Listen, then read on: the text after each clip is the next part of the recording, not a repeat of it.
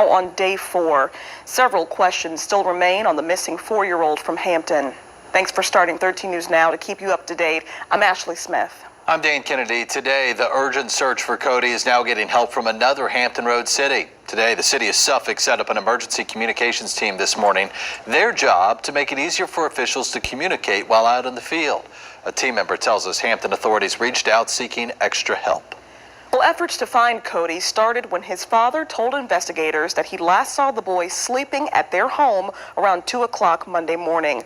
Codi's father first reported him missing just after 9 o'clock that morning. So by Tuesday, police started calling that timeline into question. They said it doesn't line up with the evidence they've gathered, and that's according to Hampton Police Chief Mark Talbot. Now, yesterday, police clarified that Codi's father, Codi Bigsby, is their main person of interest. And today, police do not plan on providing any additional updates, but search missions resumed with extra help called in. So Casey Baylor is live from the command center. And Casey, can you tell us more on the help that Hampton called in?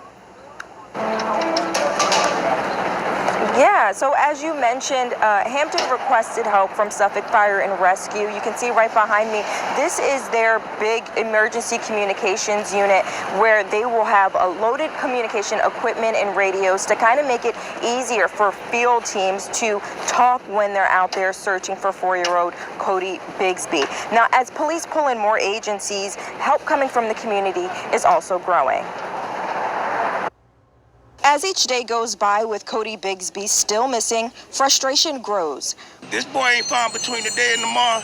Somebody got to press somebody a little bit harder so we can get some real answers. Frank lives at the Buckrow Point apartment townhomes. All week long, I wanted to bring out teddy bears, offer these guys coffee. They've been out here. I've been watching the bright lights for the last 3-4 days. He says that frustration is pushing him to help find Codi Bigsby. This morning, he stopped by the command center to pick up these missing Codi flyers, hoping to get the word out. Wherever I got to go to, and places they said they haven't really searched. Frank says although he and his wife never saw or met Codi, he cares deeply for him and hopes he can be a part of a team that brings him home. He's a kid. He's a 4-year-old kid. Look at this. You see this? How you cannot love a kid? Huh?